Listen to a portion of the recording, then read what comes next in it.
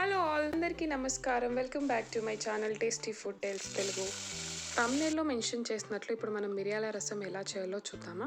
ముందుగా నా ఛానల్ని ఫస్ట్ టైం మీరు విజిట్ చేసినట్లయితే సబ్స్క్రైబ్ చేసుకొని సపోర్ట్ చేయండి. అలాగే బెల్ ఐకాన్ని క్లిక్ చేస్తే నేను చేస్తున్న వీడియోస్వి నోటిఫికేషన్స్ మీ మొబైల్లో కనిపిస్తాయి. సో వీడియోస్ని చూసిన తర్వాత మీకు నచ్చినట్లయితే మీ ఫ్రెండ్స్ తోటి కూడా షేర్ చేయండి. అప్పుడే నా వీడియోస్కి బాగా రీచ్ వచ్చి వ్యూస్ పెరుగుతాయి. ఈ పాతకాలపు మిరియాల రసాన్ని బ్యాచిలర్స్ కూడా ఇంట్లో ఉండే ఇంగ్రీడియంట్స్తో సింపుల్గా ఎలా చేయాలో చూద్దామా. ముందుగా ఒక బౌల్లో పెద్ద నిమ్మపండు సైజ్ అంతా చింతపండుని తీసుకొని దాన్ని వాటర్లో బాగా వాష్ చేసుకొని ఆ వాటర్ని పడేసి మళ్ళీ సేమ్ బౌల్లో వాటర్ నింపి చింతపండుని నానబెడదాము.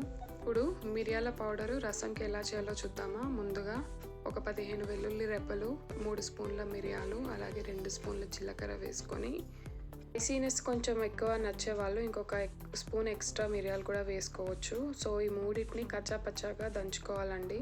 ఫైన్గా అవసరం లేదు, కచ్చాపచ్చాగా ఇప్పుడు ఇక్కడ చూపిస్తున్నాను కదా, ఇలాగా దంచుకొని పక్కన పెట్టుకోవాలి. రసం తాలింపు పెట్టుకుందామండి. స్టవ్ మీద ఒక గిన్నె పెట్టుకొని ఆయిల్ సరిపడినంత వేసుకొని తాలింపు గింజలు అందులో వేసుకుందాము. అవి కొంచెం వేగాక ఎండుమిరపకాయలు కూడా యాడ్ చేసుకుందాము. ఎండుమిరపకాయలు కొంచెం వేగాక ముందుగా పౌడర్ చేసి పక్కకు పెట్టుకున్నాం కదా మిరియాల మిక్చర్ని, ఆ మిరియాల పౌడర్ని వేసుకొని కొంచెం వేగనిద్దాము. హాఫ్ వేసాను, మిగతా హాఫ్ లాస్ట్లో వేసుకోవచ్చు. ఇప్పుడు ఒక పెద్ద సైజు టమాటోని కట్ చేసుకొని వేసుకొని నూనెలో బాగా మగ్గనివ్వాలి. బాగా కలుపుతూ ఉండాలి, లేదంటే అడుగంటిపోతుంది. టమాటా ముక్కలు వేసుకున్న తర్వాత మూత పెట్టి ఒక 3 to 4 minutes మగ్గనిస్తే ఉడికిపోతుంది. టమాటాలు నూనెలో వేగుతున్నప్పుడే ఇందులో 2 రెబ్బల కరివేపాకు కూడా యాడ్ చేసుకుందాము. కరివేపాకు ఆయిల్లో ఫ్రై అయితే మంచి స్మెల్ వస్తుంది, మంచి అరోమాటిక్గా ఉంటుంది రసం కూడా. సో కరివేపాకు వేసుకొని అది కొంచెం ఫ్రై చేసుకొని ఆయిల్లో ఇప్పుడు ఉప్పు, కారం, పసుపు యాడ్ చేసుకుందాము. ఈ కారం ఆయిల్లో కొంచెం ఫ్రై అయ్యేలోపు మనము ముందుగా నానబెట్టి పెట్టుకున్న చింతపండుని గుజ్జు తీసి పక్కన పెట్టుకోవాలి.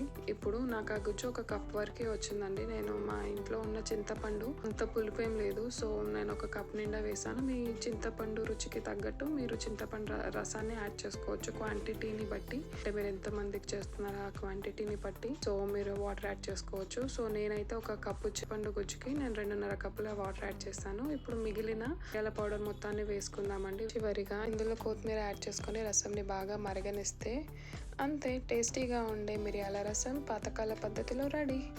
మీరు కూడా ట్రై చేయండి. ఈ చల్లని వెదర్లో వేడి అన్నంలో ఈ రసం వేసుకొని పక్కనే చికెన్ ఫ్రై, మటన్ ఫ్రై పెట్టుకొని తింటే ఇంకా అంతే అండి, నెక్స్ట్ లెవెల్. మనకు అంతకంటే ఏం కావాలి కదా.